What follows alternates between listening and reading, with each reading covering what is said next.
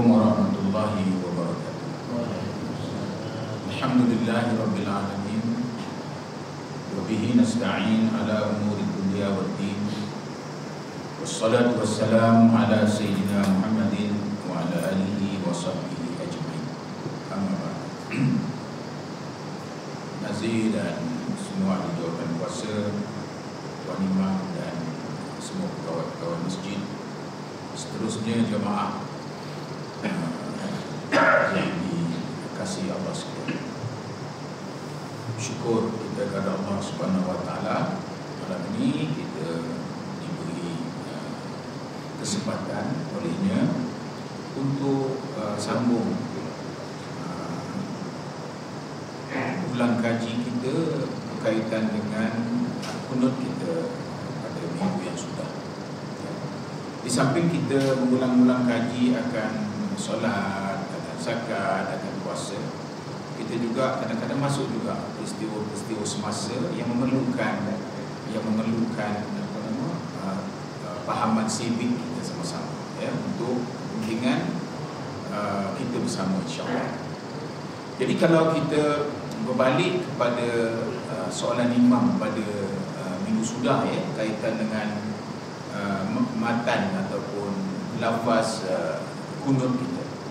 Jadi dalam hadis mastika hadis ni lengkap dibuat, iaitu semak muka 144, ya. Kalau buka buku ni 144, buku ni ada di situ. 144 tu mencatatkan lafaz kepada kunut. Kita ulang balik bahawa kunut itu ialah sunat ab'ad, sunat yang dituntut, ya, ab'ad. Yang mana yang sunat ab'ad itu? Iaitu doa Allahumma hdini fi man hadait. Itu dia punya yang sunat ab'ad. Sementara angkat tangan itu sunat hay'ah, sunat kerana bila berdoa adalah menjadi adab, bukan adat, ya, adab angkat tangan. Itu, ya, kita kena tahu membezakan tu. Pasal apa? Adapun antara sabab untuk menjadikan solat kita itu makbul, diterima oleh Allah Subhanahu wa taala, kita tahu apa yang kita buat. Kita tahu membezakan yang mana yang wajib, yang mana sunat ab'ad, yang mana sunat hay'ah tadi. Baik. Jadi ulang kaji kita ni, kunut ni yang nombor 5, sunat ab'ad ni. Dia bermula dengan tasyahud awal, duduk tasyahud awal, itu dah sunat ab'ad, ya. Baik. Jadi disunatkan bagi imam, ya, disunatkan bagi imam dengan disebutkan disunatkan bagi imam, ya, bukan diwajibkan bagi imam. Tengok tu, ya, membaca doa kunut dengan lafaz jama'. Itu dia. Jadi kalau imam tu di depan, dia tak bolehlah kata bukan dia tak boleh, dia boleh Allahumma hdini. Maka disunatkan, dia tahu dia sedang mengimam. Bila imam bukanlah dia seorang minta, kan, dia mesti minta Allahumma hdina, sebab minta petunjuk, tunjukkanlah kami, daripada tunjukkanlah aku.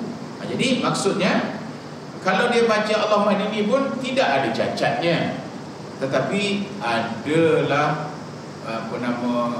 sempurna apabila jadi imam. Maka disunatkan bagi imam membaca doa kunut dengan lafaz jama' supaya doa itu meliputi dirinya sendiri dan makmum bersamanya. Jadi semua yang ni gantina, Allahumma hdini, Allahumma hdina, ya. Jadi yang imam sebut kemarin, waqini atau waqini syarra ma qadait. Itu asal lafaz dia. Waqini syarra ma qadait, waqina syarra ma qadait. Tetapi kebanyakan imam-imam waqina birahmatika syarra ma qadait. Jadi apakah ada halangan sama ada dia nak ikut yang tak ada birahmatika atau tidak? Tidak ada apa-apa halangan. Kerana dalam hadis 40 ni sahih menyebutkan boleh birahmatika. Sebab bila disebut birahmatika tu, waqini tu artinya dan peliharalah aku. Waqini artinya peliharakanlah aku. Waqina artinya peliharalah kami. Tak manislah Allah pelihara aku. Tak manislah. Yang manisnya apa? Allah, dengan rahmatmu peliharalah aku. Kan apa nama tu? Lebih beradab. Ya Allah, kan kamu ada sifat rahmat, dengan rahmatmu maka peliharalah aku. Ya, itu yang kata Imam Syafi'i. Itu yang kata Imam Syafi'i. Ada orang bila baca apa nama, misalnya subhanallah, subhanallah, subhanallah, subhanallah, subhanallah, subhanallah. Kemudian ada orang yang menambah belah hujung sebelum alhamdulillah, kan ada?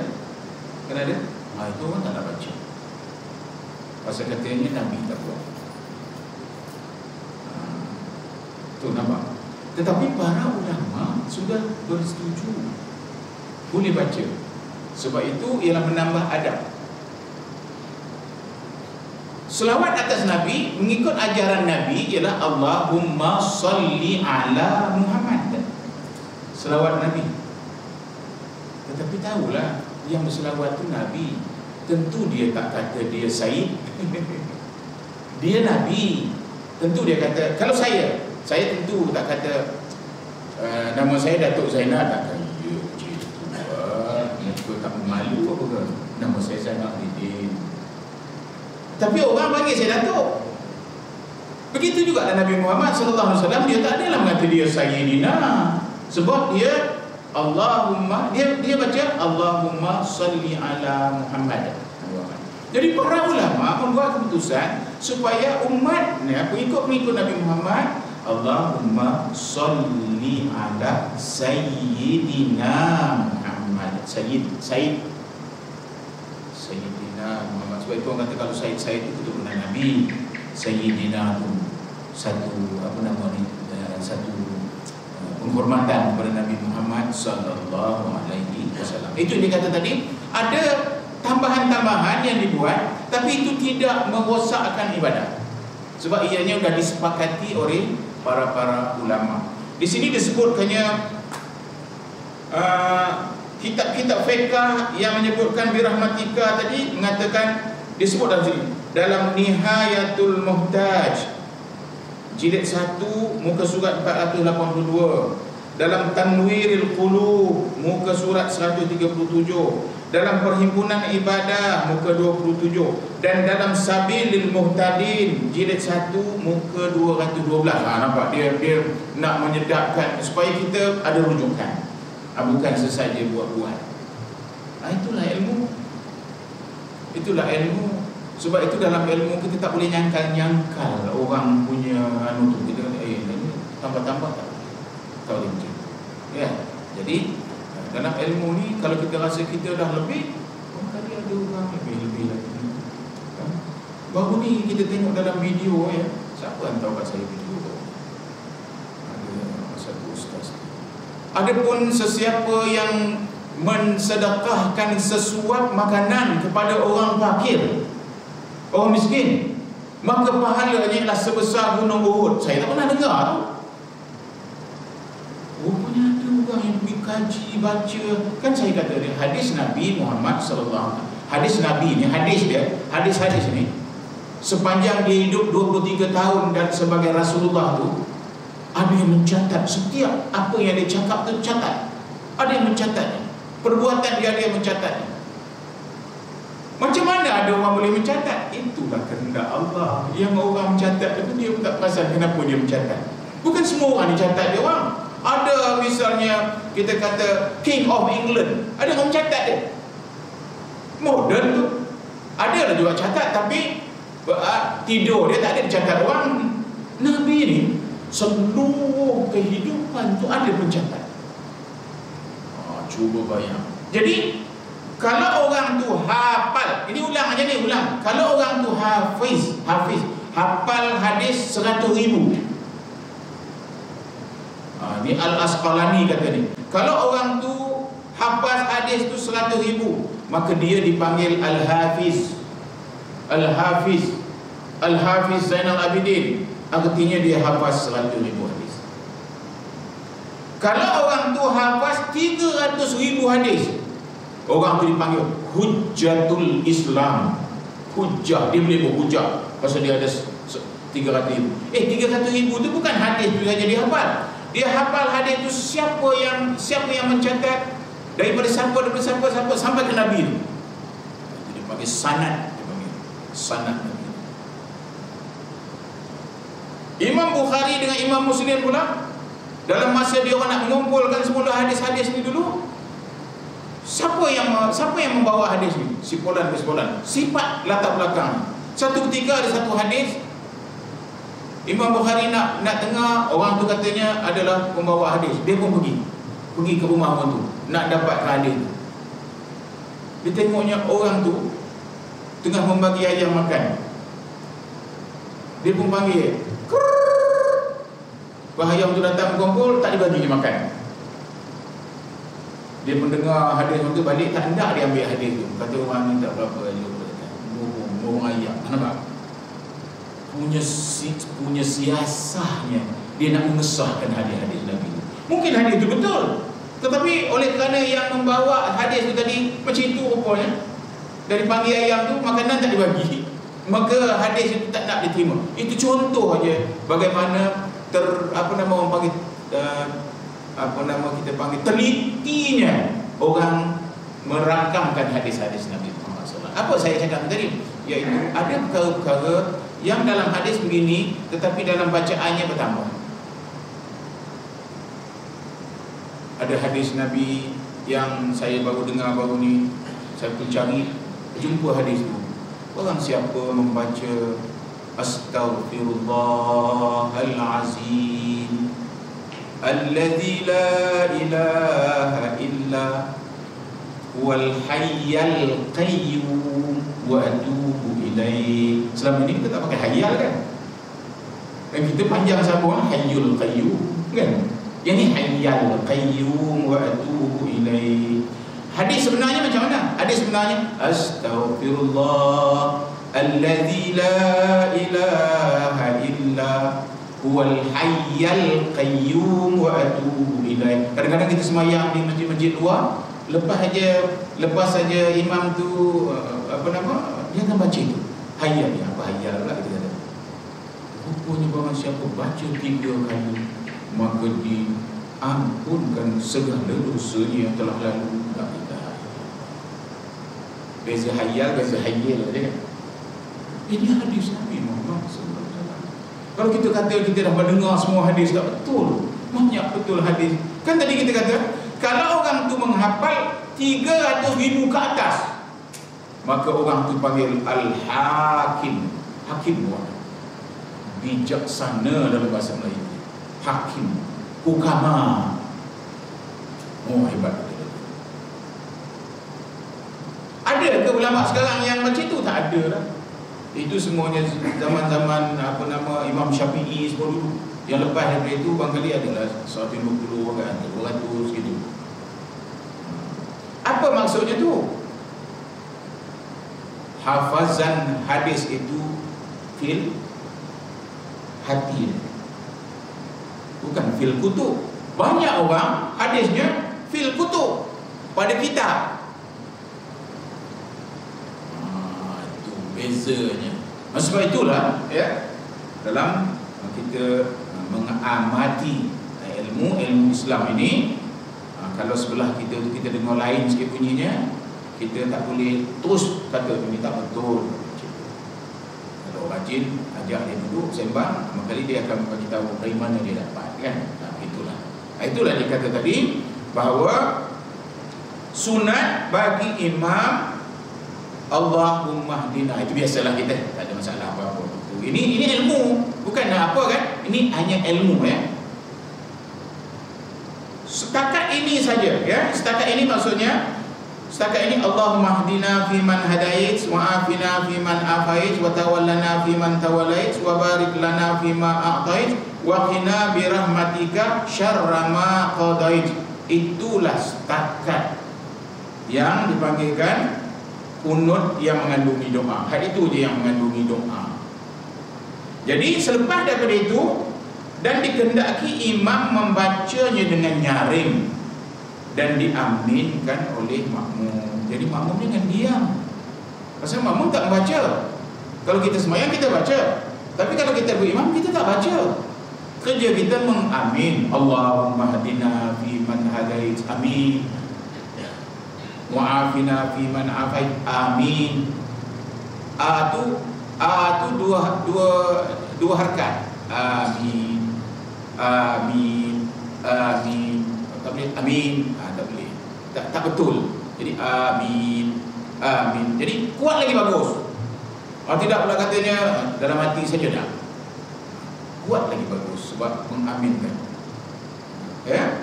Jadi sambungannya mulai dari fa innaka taqdi wa la yaqdu alaih hingga akhirnya tidak berubah bacaannya. Tak payahlah fa innaka tak payah taqdina pula ya. Taqdi juga terus sendiri-sendiri fa innaka taqdi, sebab itu semua orang baca ya, hingga akhirnya tidak berubah bacaannya kerana ia bukan doa, dia bukan doa. Lafaz yang tersebut ialah sanaan, yakni memuji kebesaran dan kekuasaan Allah Azza wa Jalla, serta dengan beristighfar dan bertaubat kepadanya. Jelas ya? Jelas. Kita jangan was-was lah. Jadi memang bila sampai ayat situ semua orang baca.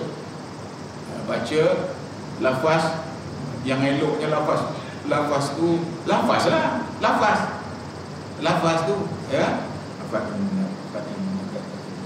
Sekumpulan ada bunyi-bunyi sikit kan. Dalam hati dia boleh juga. Sebab ini bukannya Fatihah tu kena Bismillahirrahmanirrahim tu kena adalah, sebab dia rukun apa? Rukun apa? Rukun lafaz. Dia rukun qalbi satu lagi rukun qauli. Qaulinya artinya kena dilafaz, kena dicakap. Jadi kalau ada orang pejam aja, matanya pejam, mulutnya tutup, dia baca alhamdulillah. Sembahyang tu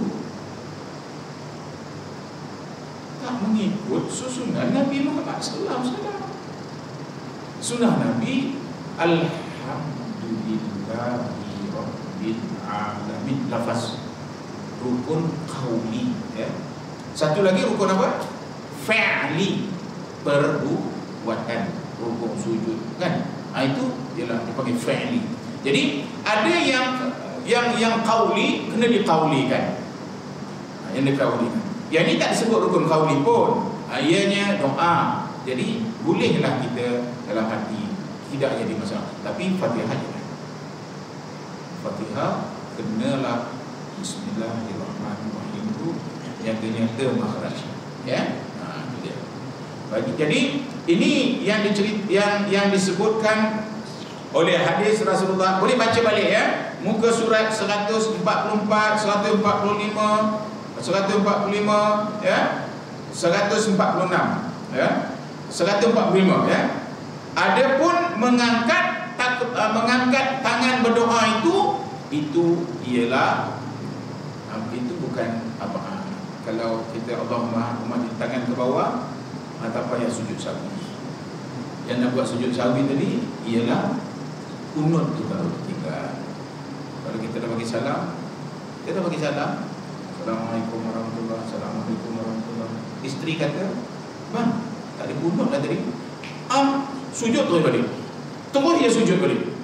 Isteri pun sujud balik. Apa baca? Subhanallah yana wa la yasbu. Duduk antara sujud sekali lagi subhanallah tu bagi salam lagi sekali. Itu cara sembahyang. Bukan ketua kita, bukan. Itu cara sembahyang yang Nabi ajar. Artinya kalau dia lega tu, jangan tak buat. Isteri kadang-kadang, apa hal abang ni? Jadi ini ialah yang dipanggil apa nama ni,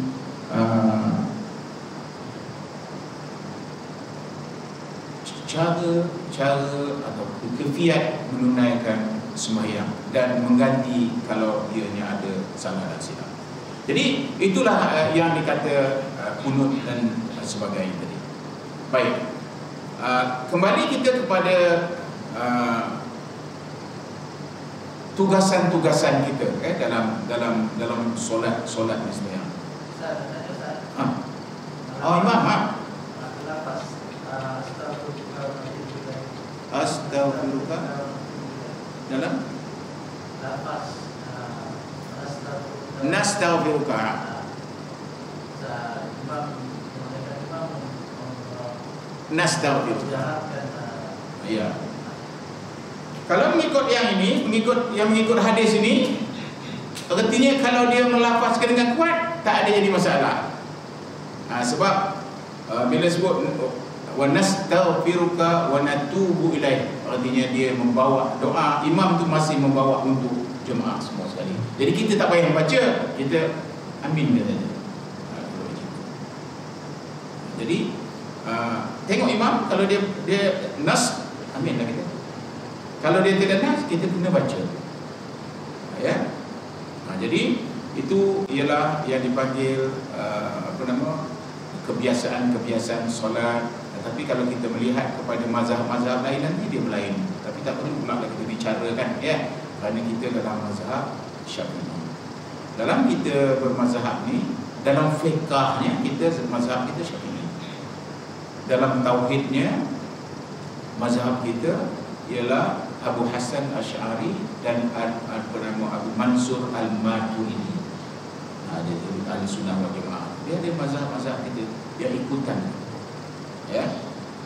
Jadi marilah sama-sama kita, agar yang penting sekali dapat segala yang sepatut diperolehi oleh orang sembahyang. Sebab itu apabila kamu nak melihat katanya seorang beriman, orang beriman, maka kamu lihatlah orang yang ke masjid kerja itu orang beriman ke masjid.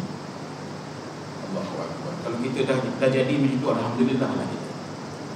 Dah alhamdulillah. Jangan lagi disia-siakan kerja yang dah kita buat berpuluh tahun tu. Jangan kita sia-siakan. Bukan senang nak jadi tu. Sebab itu ialah pilihan Allah Subhanahu Wa Taala. Kalau kita je tak, ada je hal ni kan. Ada je hal. Jadi marilah kita persembahkan kepada Allah bahawa kita ni hamba Allah. Kita pun nak bagi tahu orang, engkau hamba Allah, aku hamba Allah. Engkau tak ada datang masjid, engkau dapat makan juga. Aku bila waktu masuk aku datang, aku makan juga. Aku ada kereta juga. Aku ada rumah juga. Tak bolehlah ada orang kata kalau ke masjid je kita apa tak jadi, tak boleh macam tu.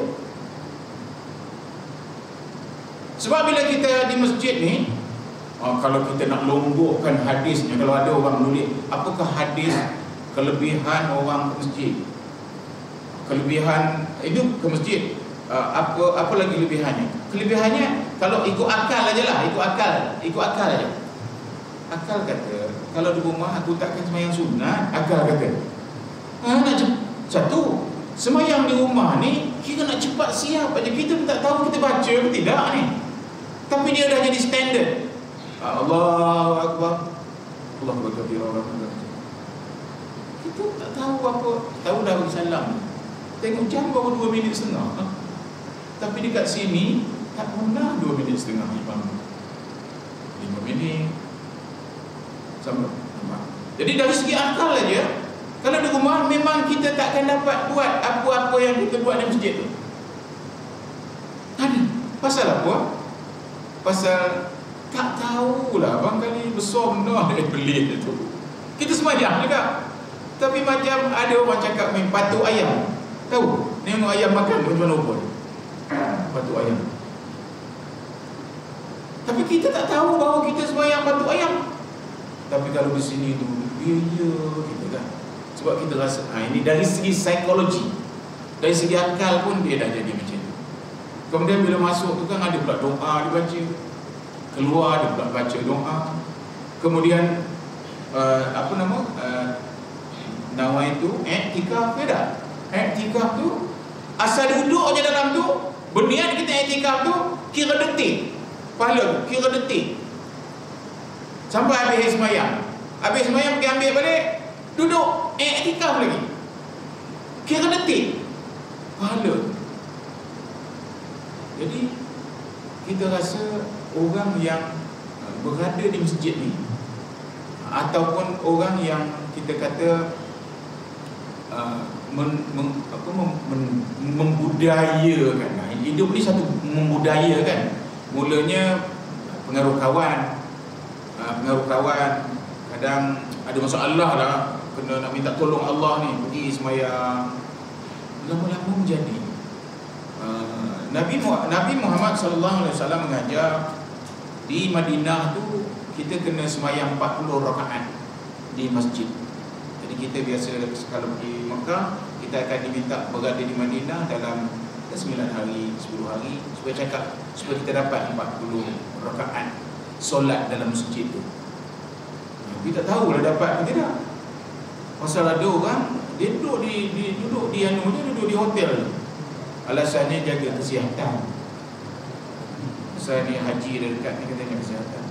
Padahal tabung haji mengaturkan supaya di sana tu tak kurang dari 9 hari, 10 hari. Pasal apa? Nak dapatkan hadis Nabi tadi, 40 hari di Masjid Nabawi. Macam tu ada. Jadi oleh kerana kita yang pergi ni, kadang kita tak ambil berat hal-hal janji Nabi. Sedang pergi ke Mekah tu sekali je yang wajib tu. Tapi kita banyaklah duduk di di hotel. Sembahyang pun kat hotel. Tak boleh pergi ke masjid. Kadang tu sihat. Kalau yang tak sihat tu satu hal, tapi kadang sihat. Besar betul iblis ni. Besar betul. Sembahyang pula di Masjidil Haram pula. Satu waktu sama dengan 100,000 waktu. Maghrib, Isya, Subuh, Zuhur, Asar. 1,000. Ada tak pernah orang kira kalau hidup 50 tahun tak termasuk balik 15. Jadi 15 tahun tu kira belum balik. 50 tahun sembahyang maghrib patutnya berapa kali patutnya dalam hidup kita 50 tahun yang wajib? 365 kali 50. Kira lah berapa patutnya sembahyang itu? Adakah 100,000? Cuba tolong kira ni saya punya pegawai ni. Ini jenis 5A UPSR dulu semua ni laju ni patutnya. Berapa? 365 kali 50 tahun. 18,000. 18,250. 18,250. Kita kata 19,000 lah. 19,000 je sembahyang maghrib. Tapi sekali sembahyang maghrib tadi di Makkahul Mukarramah, bukan kita buat musim haji dia, umrah pun macam tu. Sekali tu 100,000. Tak 5 kali ganda. Itu yang dikatakan umurnya panjang. Dia hidupnya pendek, macam umurnya panjang. Maghrib dia ada situ 10 hari. 10 hari, bayanglah dia 1 juta kali solat. Macam mana kena nerangkan dia orang ni supaya dia sayang dengan solat itu? Macam mana gaya? Pakai kursi roda pun tolak juga nak pergi juga. Macam mana nak cari 100,000 ni? Tak dapat di tempat lain. Macam mana gaya? Inilah yang ada kata pandangan yang mengatakan hotel pun dapat 1,000. Betul. Ada pandangan. Mana yang lebih utama? Dia bila kita tengok pandangan-pandangan ni, ada yang mengatakan dalam kawasan tanah haram, seluruh tanah haram tu dapat. Ada pula yang kata dalam hotel pun dapat. Tetapi dalam ini jangan lupa, dalam hadis kata Masjidil Haram. Mungkinlah boleh ditafsir kan? Boleh ditafsir. Tapi yakinlah kita kepada matan ataupun lafaz hadis. Hadis itu kata Masjidil Haram, Masjidil Nabawi, Masjidil Aqsa. Masjidil Haram 1,000, Masjidil Nabi 1,000, Masjidil Aqsa 500. Itu sahih hadisnya. Tapi dia sebut masjid. Tapi dalam kitab-kitab belah sana lah saya tengok. Katanya di sini dalam ni pun dapat, dalam ni pun dapat, dalam ni pun dapat. Jadi sebagai orang yang orang yang ada kita pernah dengar ngaji-ngaji, baik kita pakai masjid. Masjidil Haram. Maka jadi dalam masjid lah kita masuk. Walaupun di luar asalkan dia tu kawasan masjid. Tapi ada juga masjid dipanggil di gazette sebagai masjid. Masjid tu dalam Masjidil Haram tu ada hotel-hotel yang digazetkannya. Itu salah Allah Subhanahu Wa Taala. Tapi saya tak yakin saya keluar. Masuk juga ke dalam. Masuk juga saya dalam. Tapi kalau tak sihat, kita istighfarlah minta dapat. Jadi itu yang imam kata itu betul. Jadi itu pandangan-pandangan, pendapat-pendapat daripada para ulama. Adalah tu dia punya sanad-sanad dan sebagainya. Tapi elok kita pegang matan lafaz hadis, iaitu Masjidil Haram. Dia tidak Masjidil Haram Makkahul Mukarramah. Jadi ini yang kita kata dia, ini civic kita panggil, ilmu yang patut diketahui oleh semua orang. Pasal kalau kita nak pergi masjid, kalau kita pergi ke Mekah tu, sekadar pergi Mekah tak boleh. Sebab kita nak ambil peluang. Kenapa kita kena pergi Mekah ni? Kenapa? Ilaha illallah pahala. Tadi baru saya tahu rupanya kalau 50 tahun kita wajib, maka sebenarnya hanya 18,000 dia sembahyang maghrib kita. 18,000. Tetapi di situ dia bagi 100. Jadi oleh kerana itu, marilah sama-sama kita berazam, ya. Kalau ada yang rezeki nak pergi, nanti jangan tinggal hal-hal asas ni. Asasnya itu tujuan kita. Ada matlamat kita. Kalau boleh rombongan tu hari ni kita sampai Jumaat, ya. Maghrib ride, Zuhur ride. Balik so tengok, okey kau dapat 5 dulu. Dia patut 10 kan? Kau dapat 5 kali. Okey, dulu ada tu. Kali kalau dapat 1 je, kacau tu. Jadi kita doa kepada Allah Subhanahu Wa Taala agar kita diberi taufik, diberi hidayah, diberi rezeki murah untuk apa? Pertama sekali meyakinilah bahawa Rasulullah sallallahu alaihi wasallam itu adalah manusia yang dihantar oleh Allah nak menunjukkan kepada manusia bahawa apa yang dibuat oleh Nabi itu boleh dibuat kerana dia manusia. Sebab itu, sebagai contoh itu Allah tak hantar malaikat. Kalau malaikat, cepat je kita kata mana nak ikut, dia malaikat, dia tak makan, dia tak kahwin, dia tak ada nafsu. Cepat aja kita menjawab macam tu orang. Ini Nabi Muhammad sallallahu alaihi wasallam, dia super. Cuma dia dikawal daripada membuat dosa, maksum dia panggil. Semoga Allah Subhanahu Wa Taala akan memberikan pengampunan kepada kita dan kita akan menjadi orang yang mahu berusaha bagi mendekatkan lagi diri kita kepada Allah Subhanahu Wa Taala. Wabillahi taufiq hidayah. Assalamualaikum warahmatullahi wabarakatuh.